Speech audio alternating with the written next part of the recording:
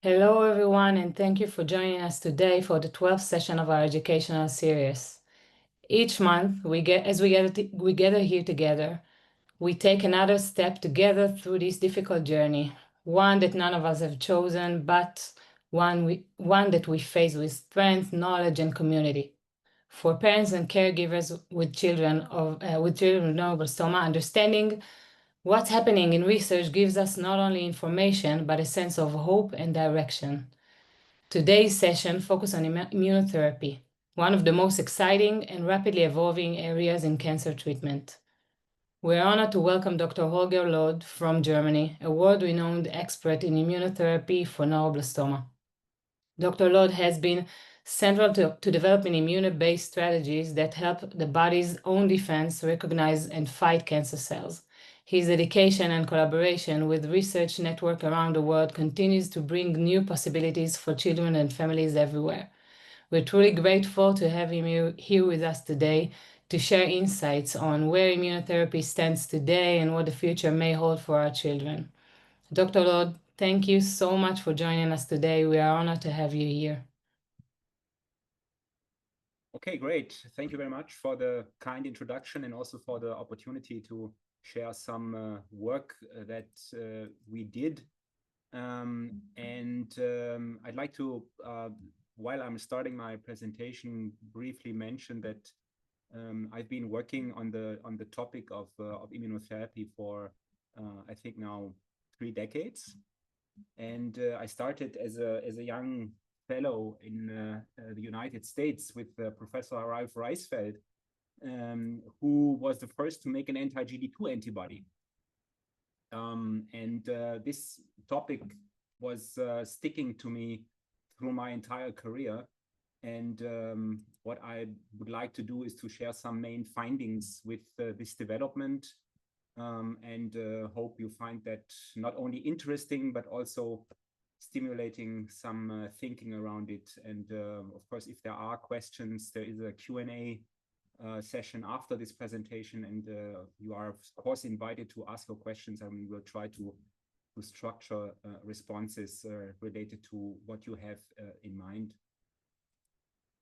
So with this said, I'd just like to jump in to make a quick point about the overarching strategies, how to treat high-risk neuroblastoma. And we all follow basically around the world the same concept, which is that we use intensive chemotherapy, and we consolidate with high-dose chemotherapy and autologous stem cell transplantation, which is really a standard at the moment, because there are 3 randomized studies that show that high-dose therapy provides a survival benefit for high-risk neuroblastoma, and this is followed by maintenance treatment. So these are the 3 cornerstones, and within that concept, we build in our local treatments, which are, of course, surgery and also radiation. And as I said, I mean, all over the planet, we are doing basically the same thing. However, depending on where we are situated, the composition is a little bit different, and also the sequence, how we apply these elements, are also not identical. And what I want to share with you is one example, which is the European perspective, because I'm living in Europe, and of course we are following our high-dose treatment in our treatment strategies, which is depicted here in this particular cartoon. So what you see is what we have been doing over the last 20 years is looking at some elements of the treatment of high-risk neuroblastoma, which is first looking at the induction chemotherapy. So there was a randomized question looking at 2 different chemotherapy elements, one of which is the rapid Kojak, and the other one is the modified N7, which is derived of the Sloan-Kettering induction regimen that has been developed in New York. And the second randomized question related to a conditioning regimen of the high-dose chemotherapy, comparing busulfan melphalan conditioning versus carboplatin, etoposide, melphalan. And the main findings of this high-risk neuroblastoma 1 study related to this part of the treatment is that the randomization of the high-dose treatment clearly indicated a superior survival of busulfan melphalan. You see the Kaplan-Meier curves here, which is highly statistically significant in favor of the busulfan melphalan high-dose chemotherapy.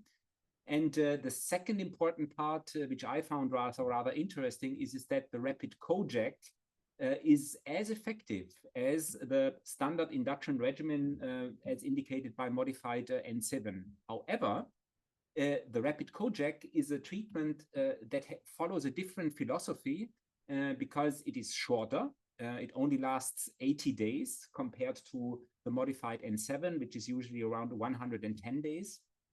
And the safety profile is also better of the rapid COJAK with less hospitalization, less febrile episodes, and therefore, based on that randomization, the rapid COJAK is in Europe the standard induction regimen as a result of this particular randomization.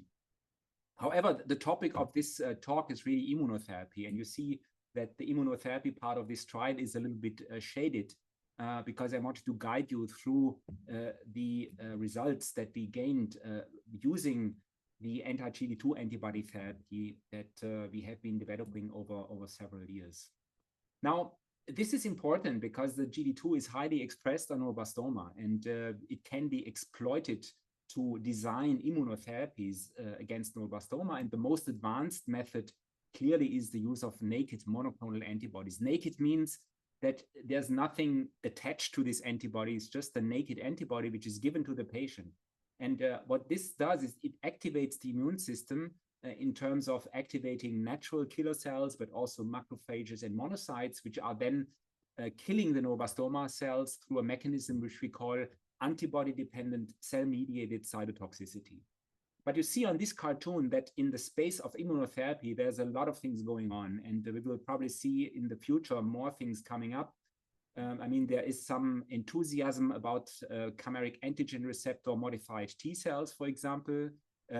However, these are very early developments, and I'm also still looking at the data that come out of these trials carefully. And at the moment, there's not really a big efficacy signal that comes out of these trials that teaches us, you know, we have to now give everybody CAR T cells. I mean, they work, but in terms of efficacy, they're not clearly superior compared to what we are doing with the monoclonal antibodies at the moment.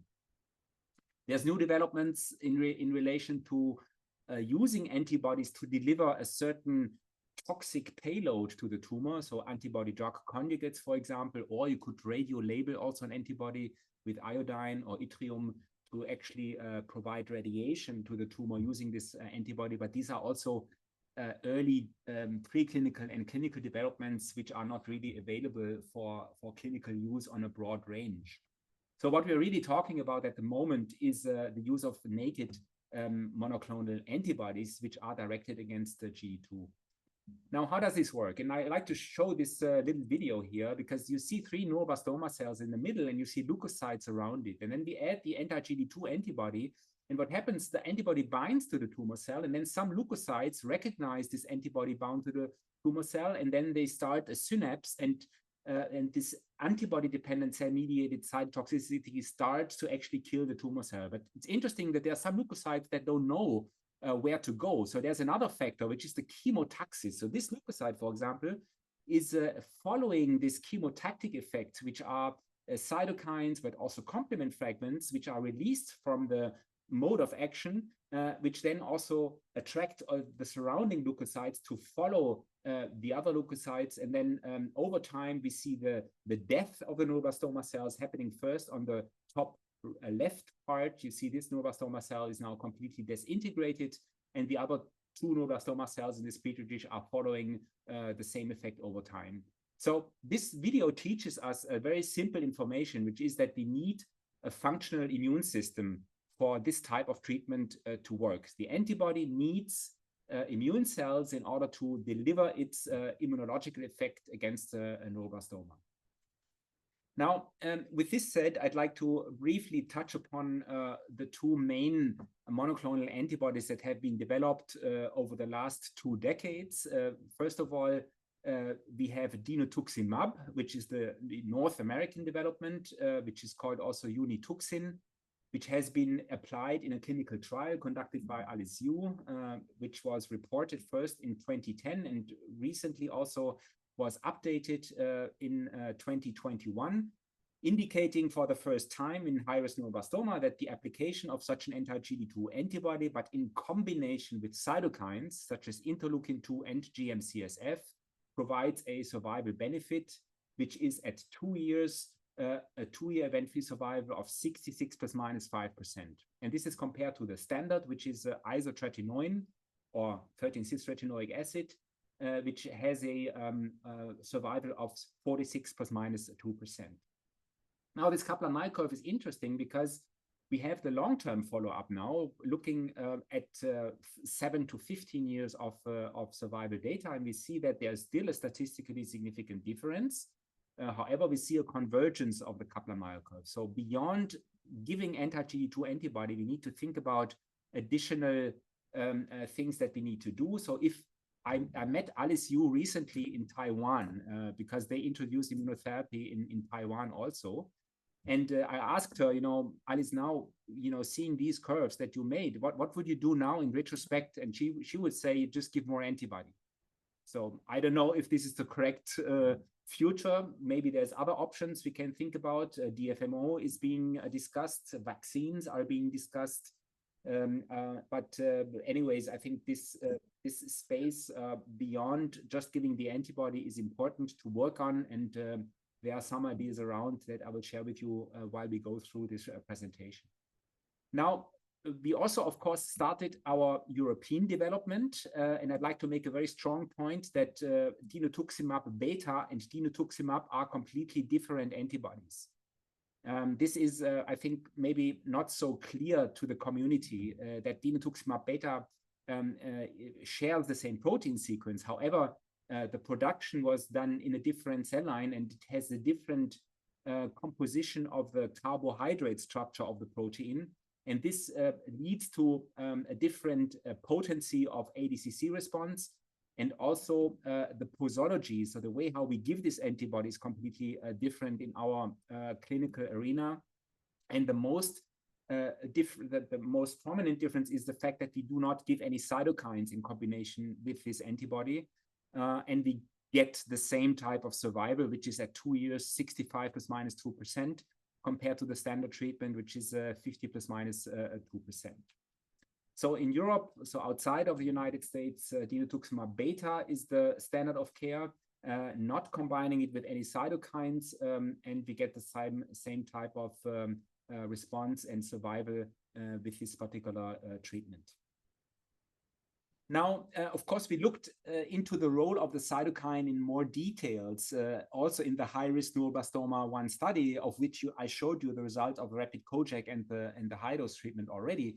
But we introduced then at some point the dinutuximab beta in our trial. And we asked the question of the role of the cytokine co-medication with this particular antibody. The reason why we would give a cytokine for anti-GD2 antibody therapy is that we expect that the cytokine activates the immune cells. And if you have activated immune cells, the antibody should work better against the neuroblastoma. This is a finding that we can identify in preclinical models in mice. Every time when we use antibody combined with cytokines in mice, we get a better response of the tumor compared to the control animals that just get the antibody. So therefore, the expectation from combining dinutuximab beta with interleukin-2 was that we would actually get a better outcome. However, the surprising result was that this is not the case. So we see when we give IL-2 combined with dinutuximab beta to our patients, there's completely overlapping survival outcome data with overlapping event-free survival and also overall survival results, indicating that the IL-2 clearly does not provide any survival benefit. We also worked a little bit on the reason why we do not see this beneficial effect. And we did this by looking at certain immune cells that are activated by interleukin-2.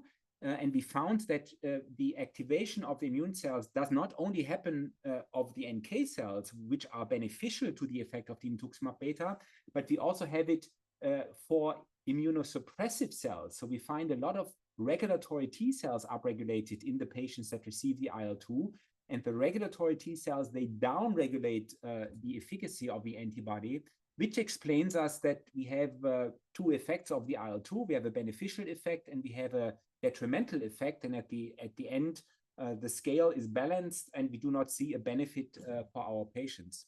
But what we do have, unfortunately, if we give the IL-2, we have a lot of side effects. There's a lot of fever, there's inflammation, there's capillary leak syndrome, there's cytokine release syndrome, and therefore it's good news that the IL-2 is not providing a survival benefit, because we can take it off our regimen and have a better safety profile when we give the anti-GD2 antibody without any cytokines. That was a very important finding, and the standard of care in Europe and outside of the US is to give dinutuximab beta without any cytokine co-medication. It's just given as a naked antibody alone. Now, we also were a little bit unhappy with the overall side effects of the short-term infusion of the dinutuximab beta. You remember that the antibody was given in 8 hours over 5 consecutive days. And we found quite a lot of inflammatory side effects, but also in particular, the pain side effect was still quite prominent, with 16% versus 26% of patients experiencing grade 3, grade 4 pain. And therefore, we were thinking about could we do something about that side effect with the application of the dinutuximab beta. And this was done by developing the long-term infusion. What is the long-term infusion? So it's, I think, a very simple observation from clinical practice is, if you have a patient who gets anti-GD2 antibody therapy and you give the pain medication like the morphine and non-steroidal anti-inflammatory drugs, gabapentin, and the patient still suffers from pain, what you can do is you decrease the speed of the antibody infusion, and then the patient can tolerate the treatment much better. And this idea we were taking forward, and we designed an application where we use the cumulative dose of 1 cycle of dinutuximab beta, but we don't give it over 5 days, but we give it continuously over 10 days, which is the long-term infusion. And this was first evaluated in patients with relapsed and refractory disease. So we had a total of 3 phase 2 clinical trials where we evaluated the long-term infusion. And we found a very interesting efficacy, which is that patients who have evaluable disease in relapsed refractory neuroblastoma, we can identify that there's an excellent response rate when we give the long-term infusion.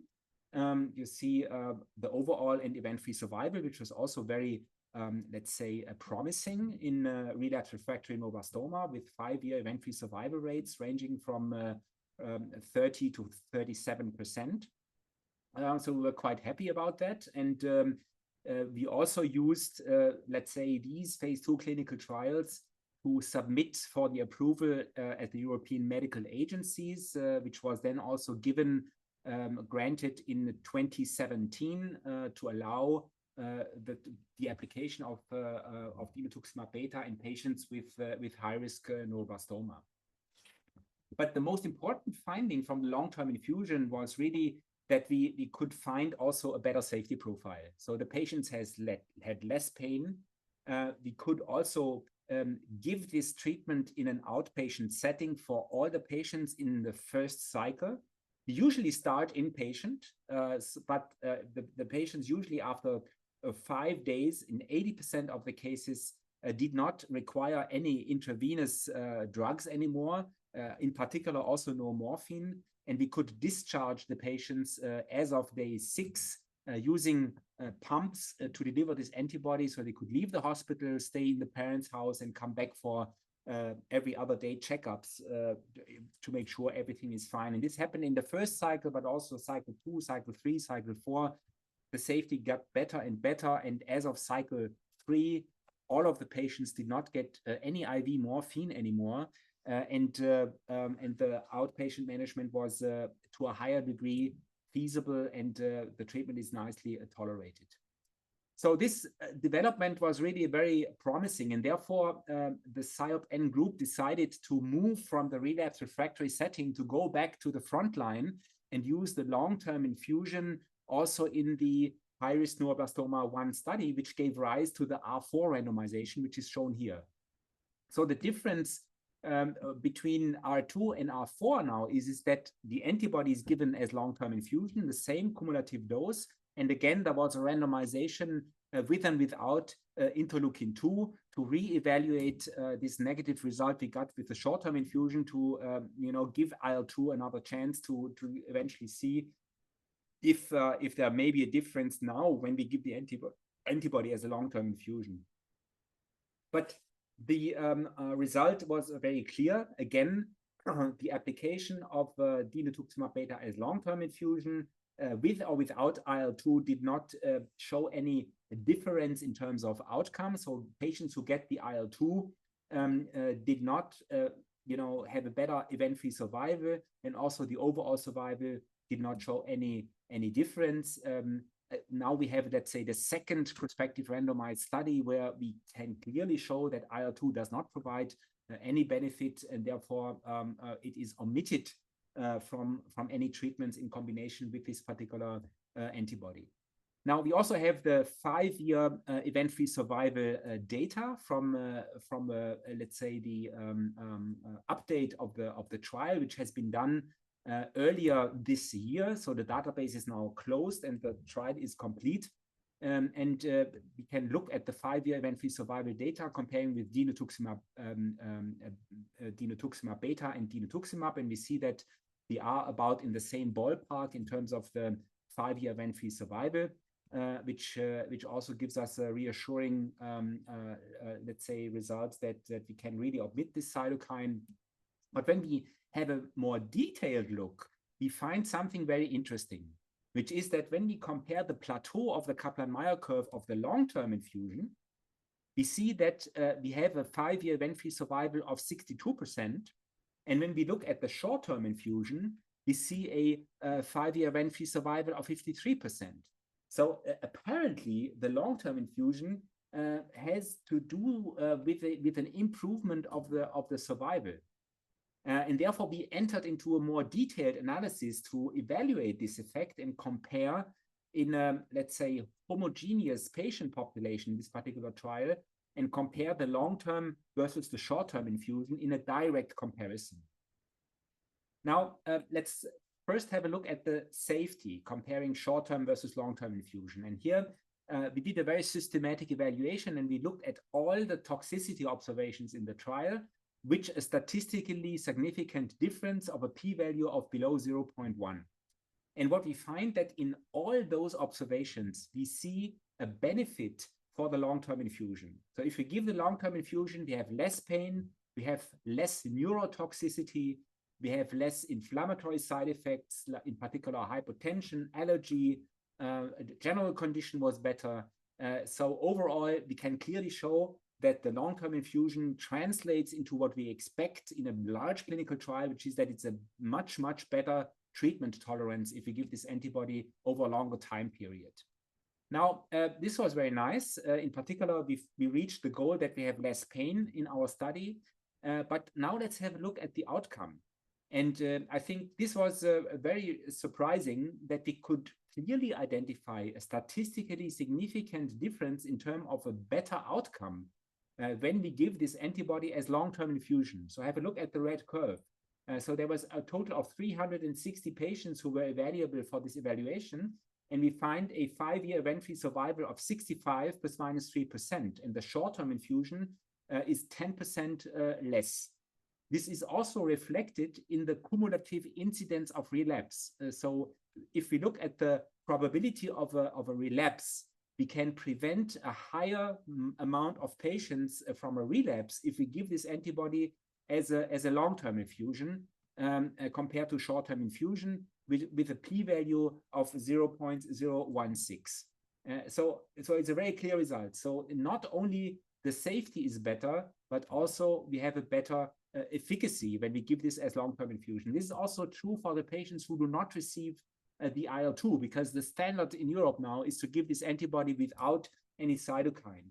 And when we do this subgroup analysis here, we can also see that we have a 10% survival difference for the patients who get this antibody as long-term infusion without IL-2 at 65% in this trial compared to 54% if they get this antibody as a short-term infusion. So this 10% EFS benefit for long-term infusion is equally distributed between the subgroups of patients either receiving IL-2 or not receiving IL-2. And that's very important and reassuring that we are doing the right thing. So to summarize this first part, I'd like to make a very important point, which is that the dinutuximab beta without cytokines is clearly standard of care of high-risk neuroblastoma outside of North America. And we can also identify an excellent safety profile when we give this as a long-term infusion over 10 days with a huge proportion of patients who can receive this antibody as outpatient. And not only that we have a better safety profile, but we also have a higher efficacy in terms of outcome, event-free survival, and overall survival was about 10% higher when we give this antibody as a long-term infusion. And the photos that you see here is just examples how this antibody is given. So you see here a child. This is after during the third cycles after a few days, where the child has the dinutuximab beta in an elastomeric pump, which is shown here on the left side. So this is a very simple device where we have a rubber device inside of a plastic container, which is containing the fluid, which provides pressure and then delivers the antibody over the central venous access device that the child has. And this child can leave the hospital, is nearby the hospital in case there is any emergencies or any problems. We can intervene very quickly, but to make a long story short, this child is not in the hospital anymore. We can also use mechanical pumps, which is here one PCDA system that we also have used, which has some disadvantage because it's heavy and you have to, load it, also make sure that it has always electricity. But anyway, you can manage this very nicely with this particular treatment method. Okay, with this said, I'd like to switch to the second part of my presentation, which is talking a little about the use of dinutuximab beta in patients with relapsed and refractory neuroblastoma, because we have learned also a lot of informations how to use this antibody in relapsed and progressing situations. And I would like to start off with a historic control that has been reported by our colleagues from North America, where they evaluated children that were entered into phase 1, phase 2 clinical trials, but without antibodies at that time. So it's a pre-chemo immunotherapy era, reporting a 1-year progression-free survival rate of 21 plus minus 2%, which is, to make a long story short, really historic, because since the introduction of anti-GD2 antibody, we see a huge improvement of this number. And that's we easily can reach a doubling or a tripling of the survival at 1 year with introduction of anti-GD2 antibodies. And I want to share with you some of the findings that we have been generating in Europe with this treatment method. So the more we learn about treating relapsed refractory neuroblastoma, we also understand that we need an effective reinduction treatment. But this, I think, is not the whole story. We have to implement local therapies, but also think about consolidation strategies, because it's very clear if we have a relapse and we do chemoimmunotherapy and we keep continuing this for a very long time period, we know that resistance is going to build up and we will have eventually a relapse following this type of treatment if we don't change our strategy. And therefore, we have a very active consideration about what to do in terms of consolidating and also then follow up with a maintenance treatment in relapsed and refractory neuroblastoma. And in all of those three phases, we are learning that there is a very crucial role of implementation of anti-GD2 antibodies in the various management phases of a relapsed refractory disease. And I'd like to share with you the findings that we have been collecting over the years. So, I mean, the first and most prominent concept to reinduction in relapse refractory neuroblastoma is the concept of chemoimmunotherapy. Now, what is that? I mean, we have learned that if we combine the antibody therapy with a chemotherapy, we have a synergistic effect. And the reason for this is that the chemotherapy does not only kill the tumor cell, but it also has an immunological effect on the microenvironment of the tumor, which improves the effect of the anti-GD2 antibody therapy.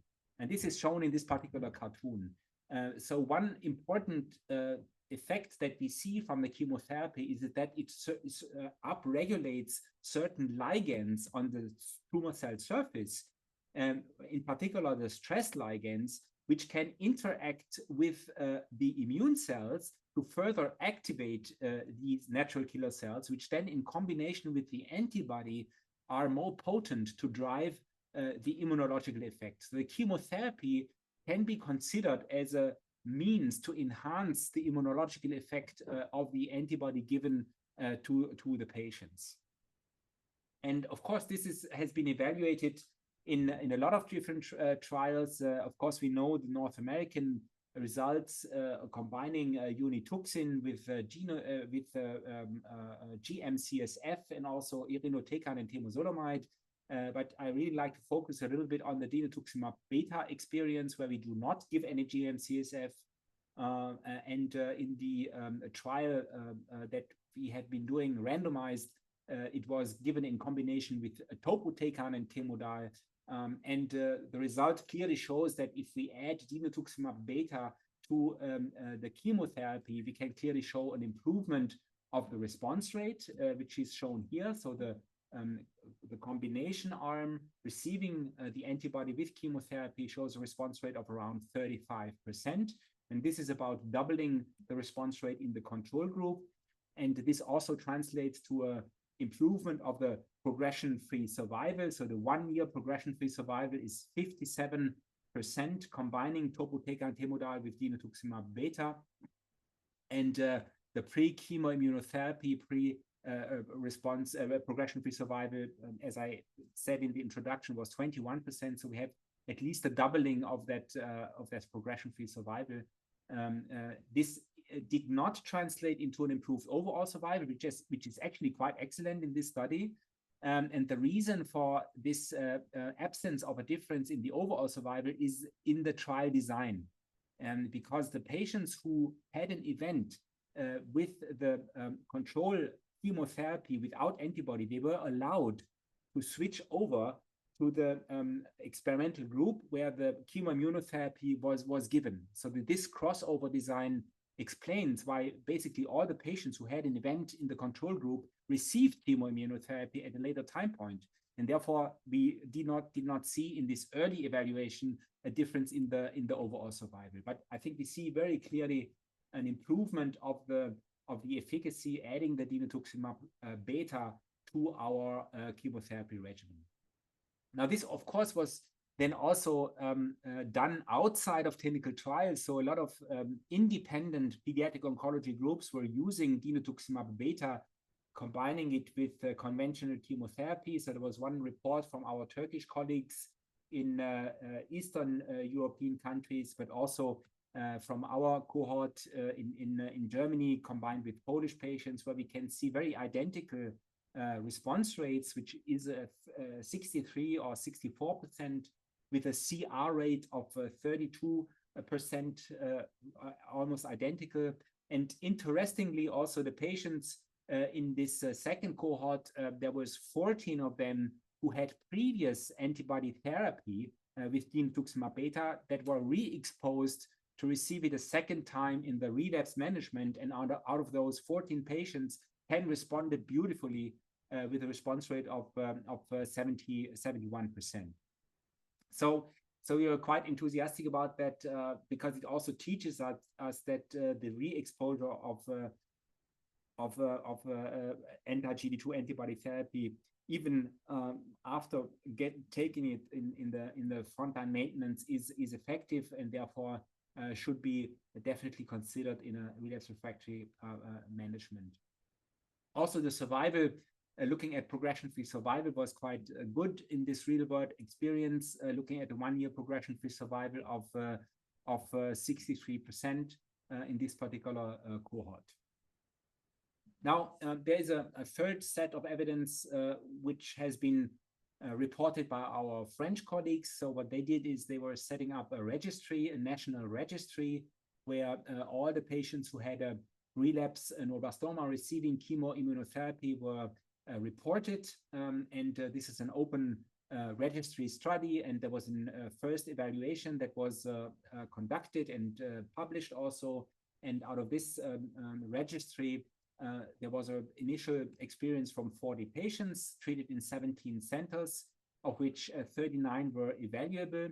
And the response rate that was reported was very, very good and similar to what we have been seen before, which is 42 versus 40%.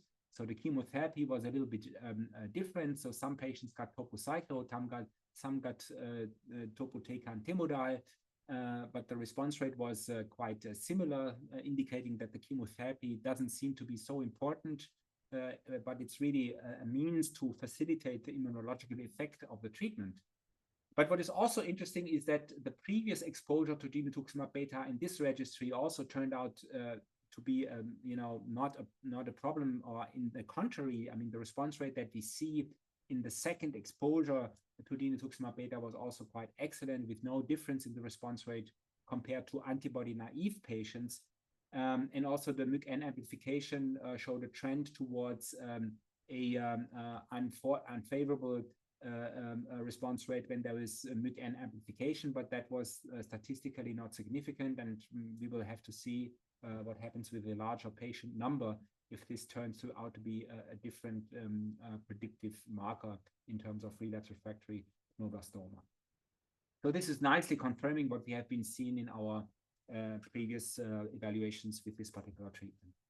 But now let me shift a little bit towards the use of dinutuximab beta also in the context of a consolidation approach. I mentioned to you that giving chemoimmunotherapy forever is probably not the solution to cure a neuroblastoma. So we need to think about consolidations. And one topic that is really interesting and that also is, let's say, is being actively followed in the SIOPEN group, in particular, also in Germany and also other European countries, is the use of haploidentical stem cell transplantation. And so if a patient achieves a very good response, at least a partial response or a complete response, what we would do is we would subject the patient to a haplo transplant, which is giving the patient a new immune system. This is provided by the father or the mother. So we have an apheresis product. We select the stem cells by depleting the T cells and the B cells to make this non-dangerous in terms of the graft versus host disease. We have a huge amount of NK cells in the graft, and we give this transplantation, and then we follow up with an immunotherapy after the haploidentical stem cell transplantation. And I think that's as I said, it's highly interesting. I'd like to share with you some key findings. So this is the trial. So it's the haplo transplantation given to the patients. Then it's followed up with dinutuximab beta treatment. So 6 cycles were planned. And when we look at the outcome, we find a very high response rate, which is 51% compared to 31% CR rate when we do this, and also a very good 5-year event-free and overall survival. And if we compare the haplo transplant followed with dinutuximab beta with a control where only the haploidentical stem cell transplantation was given, we find a very clear superior effect combining the both components in terms of an improvement of the event-free survival at 5 years of 43% of these patients who receive in relapse refractory disease this particular combination. So there's a significant benefit. And now these trial data that have been reported in the JCO in 2023 have been recently updated by exactly the same amount, or almost exactly the same amount of patients, in a registry population that are being collected in Germany. So there's an additional 69 patients that received the haplotransplant followed by dinutuximab beta. And we see a 5-year event-free survival of 61% and the overall survival of 67%, nicely matching the results that have been reported in the clinical trial. So this is a very highly interesting concept for us, in particular for the future, and we are following up on this for also prospective clinical trial design. But in order to look at the maintenance of relapse refractory neuroblastoma, I'd also like to share with you a clinical trial that we have been doing in this context without any stem cell transplantation in relapse refractory neuroblastoma, just giving dinutuximab beta alone. So it's, let's say, a no stem cell intervention, but it has been a patient who responded to a second-line therapy of a relapse refractory disease. And the patient was achieving at least a stable disease, a partial response, or a very good partial response, but still had a variable disease before receiving dinutuximab beta. And this was a special trial because it was given without anything combined. So there was no chemotherapy, there was no cytokine, there was no, in particular, 13-cis-retinoic acid. It was a monotherapy, just application of dinutuximab beta in the maintenance phase of relapse refractory neuroblastoma treatment. And I think to make a long story short, I mean, we found in our about 40 patients, 38 to be exact, we looked at the objective response rate in this population, and we found according to the new INRC criteria, where we also count the minor responders, which are patients who have MIBG average disease and respond in the MIBG score. And if we count those patients all together, we have a response rate of 53% just giving the dinutuximab beta. When we look at the response rate in the bone marrow, we could identify 14 patients who had bone marrow disease, and out of those 14 patients, there was 13 patients that responded. So we get also a very good bone marrow response. When we look at the survival, we also see that the 3-year progression-free survival was quite good with 31%, and the overall survival was 66% in the cohort, with a clear difference for patients with refractory or relapse disease. So historically, we do trials where we combine relapse and refractory, but most likely for the future, we need to separate those patients into separate cohorts because they are biologically most likely different. As we can see here, also in the Kaplan-Meier curves, they have a different outcome.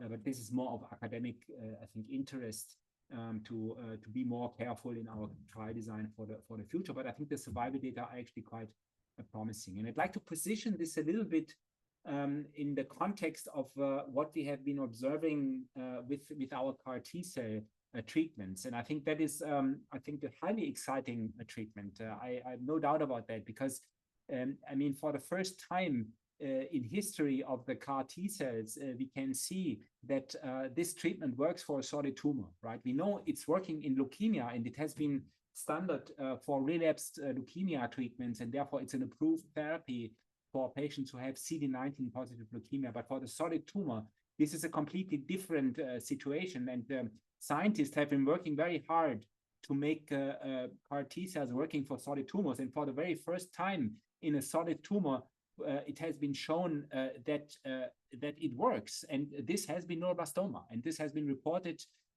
by our Italian colleagues around Francesca Del Buffalo and Franco Locatelli. It has been reported very prominently in New England Journal of Medicine in 2023. And I think it is a landmark study, and therefore it should be mentioned as I think a very interesting concept for the future. But I'd like to summarize a little bit what we know so far. So first of all, I think we have the anatomy of the CAR T cell here, which is a GD2 variable domain. So the recognition of the ganglioside GD2 is derived of 14G2A, which is the parental antibody of dinutuximab beta and also dinutuximab. So the recognition domain is exactly the same. but the difference really is that we have a design that this is carried by the T cells, and the T cells are activated by intracellular parts, which are indicated here. So we have the CD23 and the 41BB, which are co-stimulatory molecules, and also the CD3 activation domain, which not only direct the T cell to the tumor, but also the T cell is then activated to have a killing against the neuroblastoma cells. Now, what they have been doing, they have applied this treatment to many neuroblastoma patients so far, but the initial report was on 27 patients, and they reported an event-free survival at 3 years of 40% of overall survival, and event-free survival at 3 years of 27%, which was quite interesting. However, when they did a subgroup analysis, they could also identify that only the patients who have a low disease burden were really benefiting from the treatment. Now, what is a low disease burden? A low disease burden in this cohort is a SIOPEN score of 7. Now, a SIOPEN score of 7 is a skeletal disease with 7 different areas involved in the MIBG scan, which is not a lot of disease, to be honest. And if they compare in their cohort a high disease burden patient, which is let's say the patient who has a soft tissue disease and has a higher SIOPEN score, we see that the 3-year overall and progression-free survival is 0. So this clearly indicates that the CAR T cells are working very clearly. However, I still think we need more data to better understand really which are the patients who are clearly benefiting from this type of therapy. So I summarize a little bit here what we know so far about the maintenance trials, positioning the CAR T cells, naxitamab, but also the dinutuximab beta results side by side according to the published data that we know in the literature. And I think when we look at the numbers, I think the strongest effect size at the moment was reported from patients who received the haplo transplantation combined with dinutuximab beta. So one always has to be a little bit careful comparing trials side by side. This is very clear, so one has to be careful. But I think from now, I think the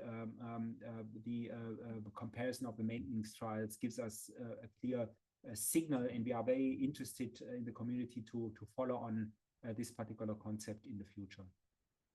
So to summarize that part, I think we learned really that dinutuximab beta is useful not only in the induction but also in the consolidation in the maintenance, and that we have, let's say, in the future perspective, of course, the exercise now to evaluate this treatment also in newly diagnosed patients. So this is something that is going on in a phase 1 clinical study where we give dinutuximab beta in newly diagnosed patients using the induction rapid Kojak, but also GPOH in Europe, and we're very interested to see what the outcome will be in the future. Now, with this said, I'd like to have a quick last few minutes. I know I'm a bit over time, but I think it should be, please allow me to do that.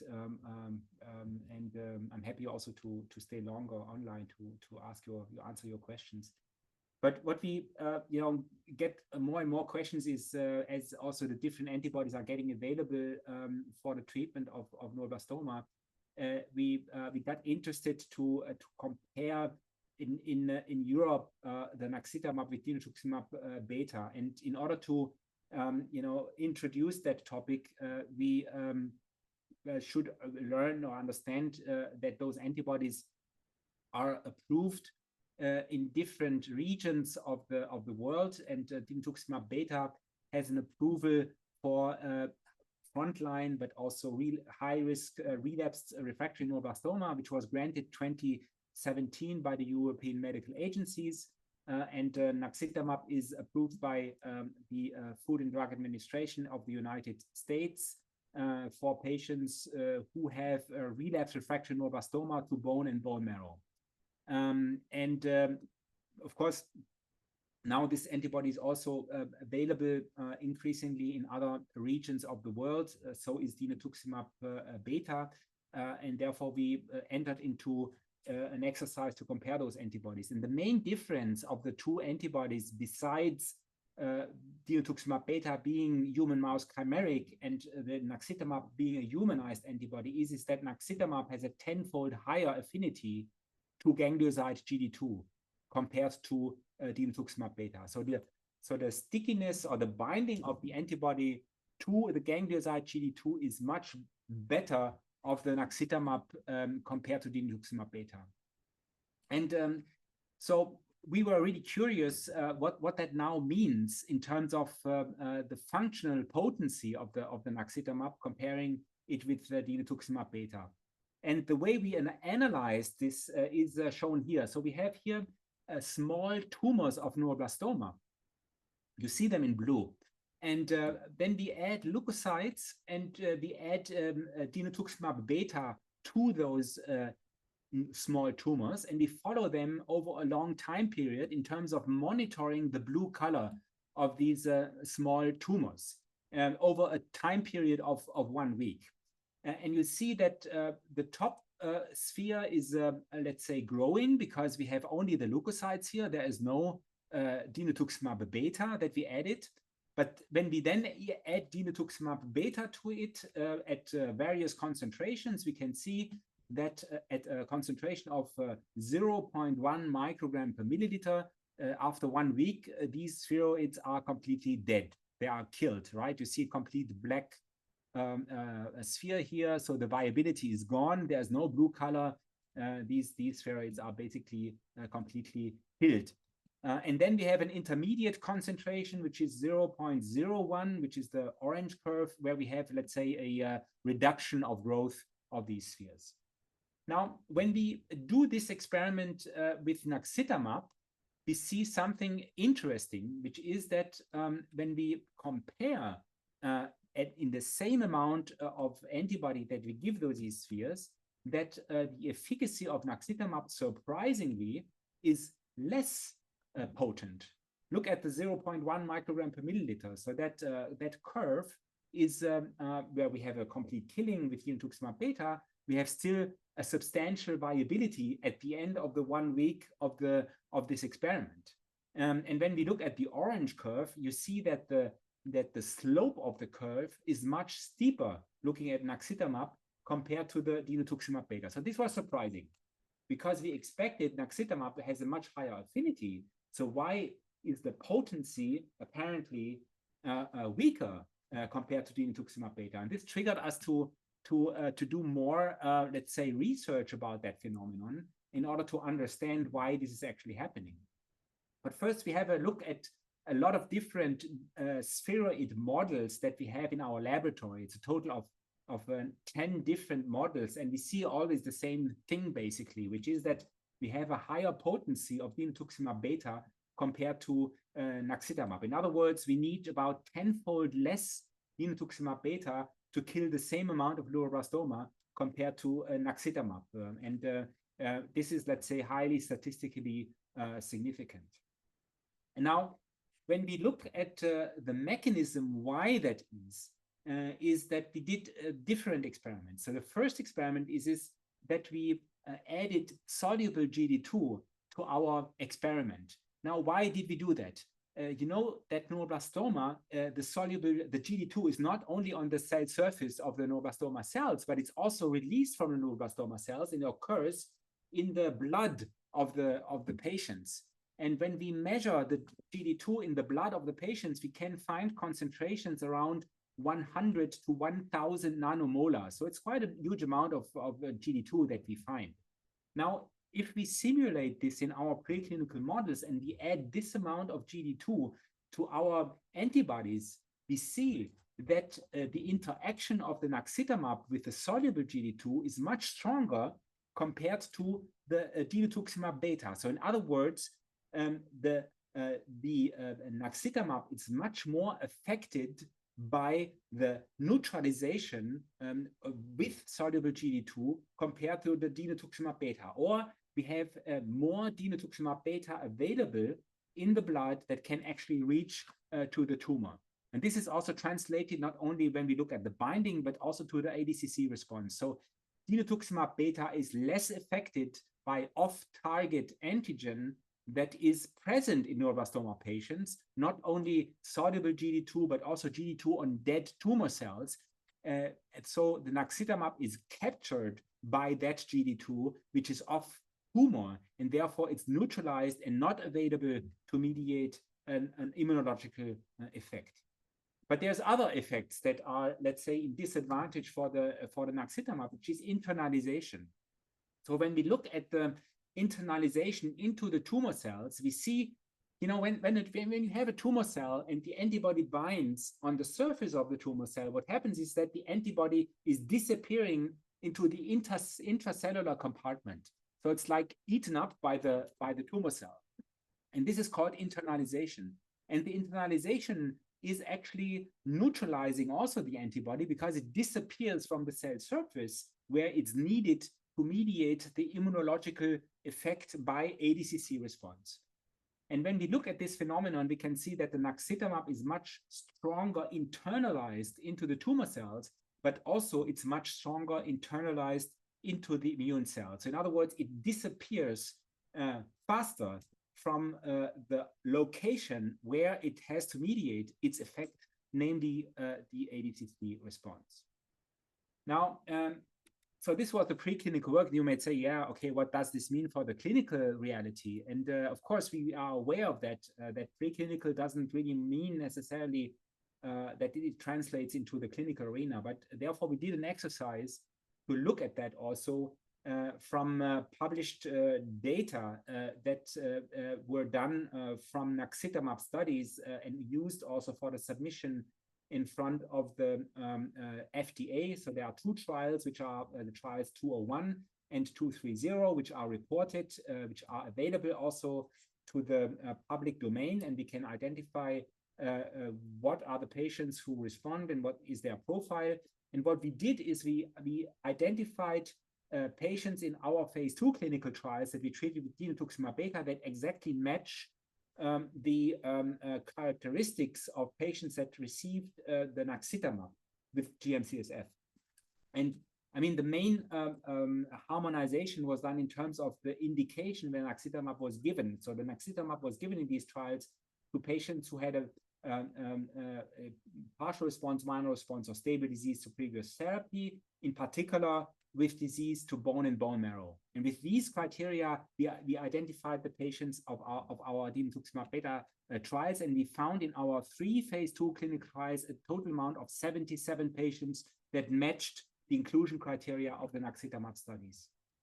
Now, when we look at the response rate of the dinutuximab beta trials, we've identified that 61% responded to dinutuximab beta alone with any cytokine. And this compares to an overall response rate of 43% of patients who received the naxitamab with GM-CSF. And this is our progression-free survival data from the patients that received the dinutuximab beta with this particular indication, comparing it to patients that received the naxitamab, which clearly shows a superior progression-free survival with a statistically significant difference. Third part of this presentation is that, to our big surprise, the dinutuximab beta has a stronger preclinical effector function compared to naxitamab. And although there are no comparative clinical trials data with you comparing them side by side from a matched indirect comparison, looking at clinical trial data that were published and compared to our own studies, we also see a higher response rate. So it seems to be a clinically meaningful difference between the two antibodies. So with this said, I'd like to close, and I hope you found this interesting. And I will stop the screen sharing, and I'm happy to discuss with you questions you may eventually have. Let me open the Q&A part for this session. But I'm of course if you want to speak up. I don't know if there is an option. This is also, of course, a possibility to interact.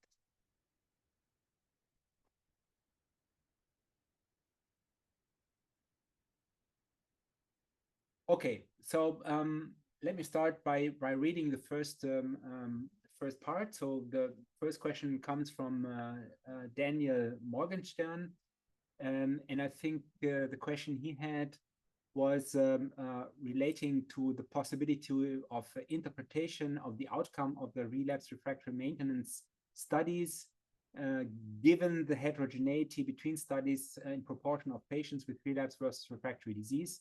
Of course, that is a concern that historically we have put together these patient populations and conducted clinical trials, and in the future we need to do at least stratifications or even design clinical trials for patients separating relapse and refractory, and therefore there is always a difficulty to have a clear answer to the question that you are raising.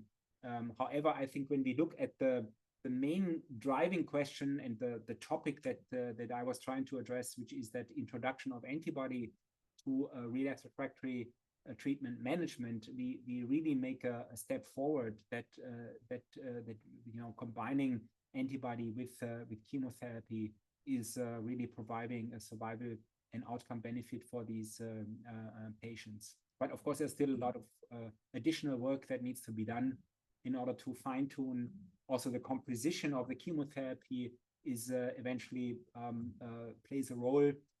And here we need to do more work in the future. I hope this answered your question, Daniel. If not, please, you may want to continue chatting or also raising your voice. Now, the second question was from Lacey Oman. And the question relates if there was any testing of GD2 expression in patients who had a relapsed disease or in different treatment scenarios. And I think the answer to the question is not yet. So I think in the trials that have been reported, there was no systematic GD2 expression done. However, I think that is I think an open question also for the future, and a question that is being addressed to actually do that systematically. Look at in particular patients who get sequential GD2 directed immunotherapies. There is always a potential of antigen escape or antigen down regulation, which is a phenomenon that we know from, for example, CD19 directed treatments. So when we have blinatumomab, or if we give CAR T cells that are CD19 specific in the leukemia field, we know that there is CD19 escape, and we have relapsed leukemias that completely lose the CD19. Now, of course, this is also happening for GD2, but we need to study this in detail. My experience personally is that the expression of GD2 is more robust. So the frequency of a true antigen escape is much lower compared to what we see in the leukemia field, but it is happening. And therefore, I think it's important to study this systematically, which is not easy because the GD2 is a carbohydrate and it's not accessible to a simple PCR method. And also the immunohistochemistry and flow cytometry techniques that we are using are not easy to standardize. But there is, of course, efforts going on in the community to try that. So in the United States, but also in Europe, we are working on that, not only looking systematically at GD2 expression in patients who have a relapse after previous anti-GD2 antibody therapies, but also to quantify it and try to come up with cutoffs, to make decisions of what is a minimum amount of GD2 that is necessary. At the moment, we have to be honest and say that we don't know, because we simply don't have enough information yet how much antigen expression is really needed. And if there's a low antigen expression, what does it really mean for the efficacy of the antibody therapy? So there is no correlation data yet explaining us if there is a low expression and is there a correlation with outcome later on in a patient to receive the anti-GD2 antibody. However, there's a lot of enthusiasm also about agents that are capable of upregulation of GD2 expression. So there is EZH2 inhibitors that are being used and also that have approval in certain adult indications where we are interested in using them in phase 1, phase 2 clinical trials, also in neuroblastoma, to see if there is a, let's say, a benefit if we combine this agent with an anti-GD2 antibody. But these are, let's say, more future perspectives because at the moment they are not easily available, although mechanistically it would make a lot of sense to use such drugs that are known to upregulate the GD2 expression, in particular in patients that had a low or even absent GD2 test eventually during their treatment history. So the third question was from Priscilla Ma. So there was a let's say question related to other targets, in particular also B7H3. Of course, there's other targets, GCP2, for example, that is being studied. Other gangliosides are being studied, or O-acetylated GD2 is an interesting target.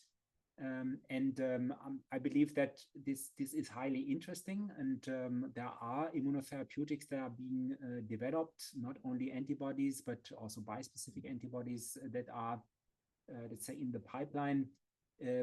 But again, here, I think it's very early to make recommendations or conclusions in terms of what is going to be really effective, and also on the next step, what is really going to be available on a large scale. In particular, when we compare then efficacy of such products to what we have available at the moment. I think the most mature things are certainly anti-GD2 antibodies. But the question is, what is when we lose the antigen, what are we doing next? And of course, the B7H3 target is highly effective, highly interesting. So therefore, yes, I believe that this is going to be the future, and I think one has to be very open-minded and see what is going to be results with such developments. Also, CAR T cells targeting B7H3 are being studied in certain brain tumors, but also neuroblastoma. Again, here, I think the CAR T constructs that are very advanced and where a lot of patients are being treated is GD2 directed. But yeah, let's see what's going on in that particular situation. But again, I mean, if there is a maintenance with treatment question, and you will have a selection between dinutuximab or dinutuximab beta and CAR T cells at the moment, I would not even be able to make a clear recommendation, go for CAR T cells or go for antibody, because the comparability of the efficacy data at the moment are not very clear, and there is not really any signal that one is better than the other. So someone has to be clear that if you take a decision, you make it on a best judgment, and also on the also availability of certain options, which certainly dictate what can be done and what is not possible. Now, the fourth question, which is from Anna Folter-Nerling, is related to combinations with immunotherapies. Of course, those are highly interesting. You have heard that cytokine IL-2 is useless. I have an opinion about GM-CSF. I would suspect that it's also useless, but of course it's used in a lot of combinations with anti-GD2 antibody. I say that because the GM-CSF, like IL-2, has also beneficial effect, but it also has undesired effects. Yeah, the GM-CSF is upregulating myeloid suppressor cells, and it gives an immunosuppressive environment to the tumor. So you have also here desired effect, but you have undesired effect. So most likely the GM, to my gut feeling, is not useful. But unfortunately, we don't have any randomized trials to confirm what I say. So therefore, I could be a little bit careful. But anyways, in Europe, we are not using it, the GM-CSF, and I think there's also a good biological rationale why it is good not using the GM-CSF. But her question really related to something else, which is using checkpoint inhibitors. And I think the checkpoint inhibitor is interesting because the development of the checkpoint inhibitor as a monotherapy in neuroblastoma was really not successful. And the reason for this is that to use a checkpoint inhibitor as a monotherapy is in neuroblastoma reaching or hitting a cold tumor. Cold is it's an immunological specific term which relates to a tumor that is not mounting an immune response by itself. So the tumor is there, it's growing, and the immune system is not really recognizing the tumor. And that is a prerequisite for a checkpoint inhibitor to work. So for example, in melanoma or in certain lymphomas, you will have a preformed immune system that is recognizing a melanoma. And therefore, there is an immune system recognizing the tumor, which is for some reason shut down. And then if you add a checkpoint inhibitor, you remove the inhibitory signal, and then all of a sudden you unleash this preformed immune response, and then you have a beautiful response against the melanoma. In neuroblastoma, something like this doesn't exist. You don't have in most cases at least, you don't have a preformed immune system. And therefore, you don't have any effect of a checkpoint inhibitor alone. But that scenario completely changes if you have an immunotherapy given to the patient. So if you have a neuroblastoma that is seeing CAR T cells, or a neuroblastoma that is seeing dinutuximab beta, what is happening is that this neuroblastoma is upregulating the checkpoint. Why? Because the neuroblastoma is trying to protect from immunological attack. So this is a biological response of the tumor. So you have a cold neuroblastoma that is turning into something that is hot all of a sudden because you employ an immunotherapy using a GD2 specific approach. And in that scenario, it absolutely makes sense to come in with a checkpoint inhibitor because you have an inhibitory response from the tumor coming up as a response to the dinutuximab beta or to the CAR T cells.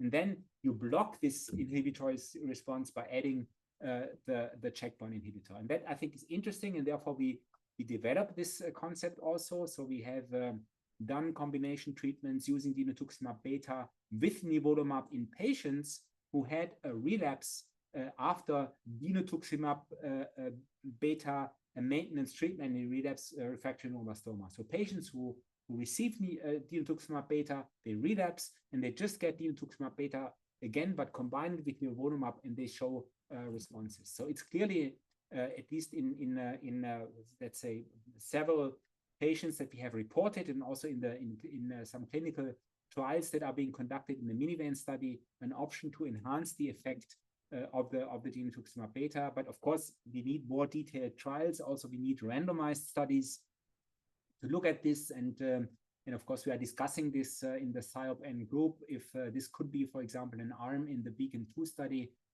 But this is, let's say, something that is not clear yet, but eventually this will happen. So we will get a clear answer if addition of nivolumab in a randomized study will really enhance the effect of dinutuximab beta. But from a mechanistic point of view, it would make a lot of sense, and we are interested in following this particular concept. Now, there is a fifth question, which was given by Ose Orkan, and this is related to a question of the addition of the treatment of immunotherapy without stem cell transplantation after the induction chemotherapy. And in particular, in this case, it was a patient with a local tumor, a L2 tumor, but high risk because of MIG-N amplification. And I think this is, a very important question for two reasons. The first point relates to the role of the stem cell transplantation in the management of a high-risk neuroblastoma. I'm aware of the discussion in the community about the role of stem cell transplantation and whether it should be given or not, and is there eventually a subpopulation of high-risk neuroblastoma patients who could receive a high-risk neuroblastoma therapy without stem cell transplant, but with immunotherapy, and could eventually the immunotherapy replace the high-dose chemotherapy and the stem cell transplantation. I would like to respond to this question with a twofold. So the first response relates to what do we know from randomized clinical studies?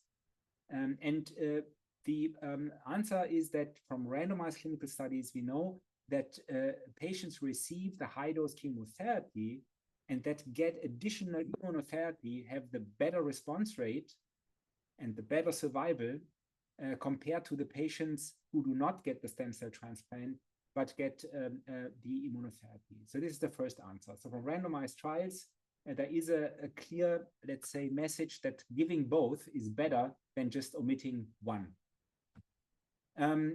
There's a second answer to that question, which is that in the North American group, but also now in the European community, we even look for the opportunity that it might even be beneficial for the patients to give 2 transplants compared to 1.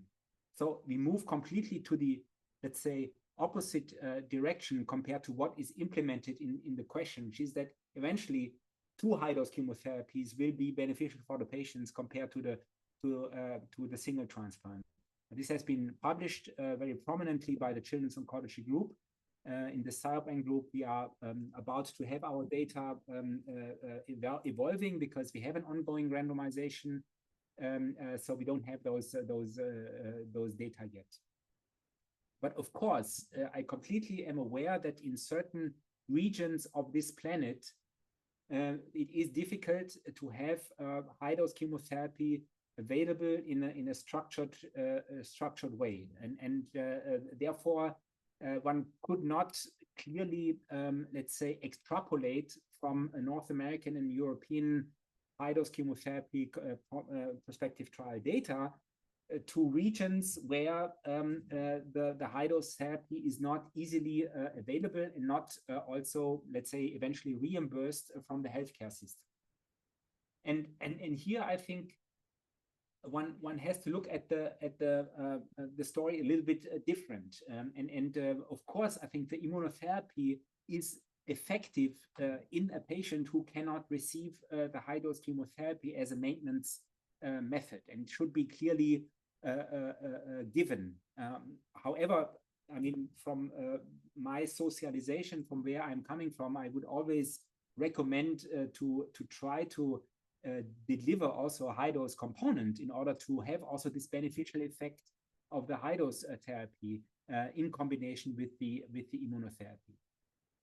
Now, the second part relates to the question that you imply is related to the local treatment of the local disease, not local treatment, but the local disease situation, where, of course, here we have clearly a high-risk criteria with the MIG-N amplification, but there's a lot of patients who are formally not qualified as a high-risk neuroblastoma patients, but who have, let's say, a very difficult intermediate risk, eventually have segmental chromosomal aberrations, eventually have encasement of big vessels, who have quite a lot of risk factors, but are formally not high-risk patients.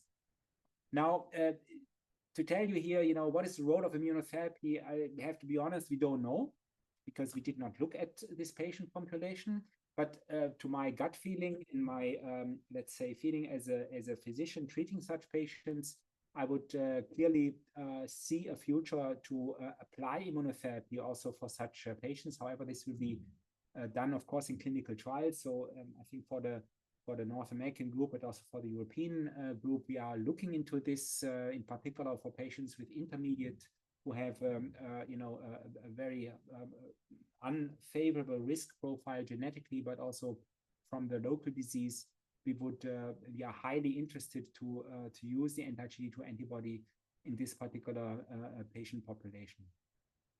Now, in the future, if you ask me, is there a subset of patients who eventually benefit from omitting the high dose therapy and getting any other type of treatment as a consolidation, for example, chemoimmunotherapy 4 cycles instead of high dose chemotherapy, and then following up with dinutuximab or dinutuximab beta maintenance. This is, let's say, something for upcoming clinical trials.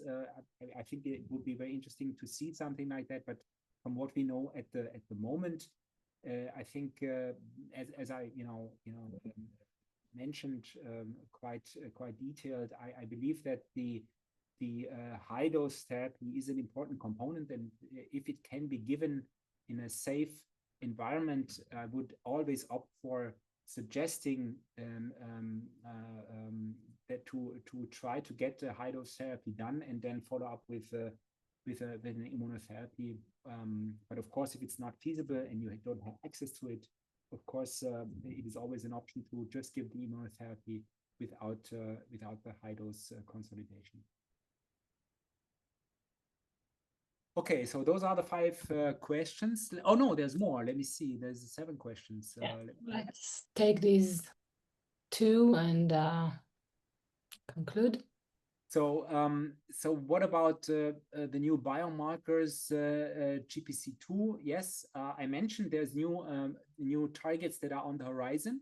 I believe that this is highly interesting. So there are antibody drug conjugates that are being developed preclinically and also early clinical developments, in particular with CAR-Ts. I mean, in the context of what we know about GD2 directed treatments, we simply don't know much yet what is going to be the efficacy. But of course, those are highly interesting developments, and we need to. And I mean, if you have access, if you have a child that eventually has is GD2 negative but has a high expression of GPC2, I mean, it's definitely an option to go for. I would highly recommend it. I mean, and then the idea to further combine multiple targeted treatments targeting B7H3 or GCP2 or GD2 together at the same time is even, let's say, I would not say science fiction, but of course, from a scientific perspective, highly interesting and absolutely something that we will eventually do once those other targeted approaches like GPC targeting or B7H3 targeting are available. One should look into combination treatments and have eventually hope for better efficacy if we combine those immunotherapies together. But again, I think that's really future.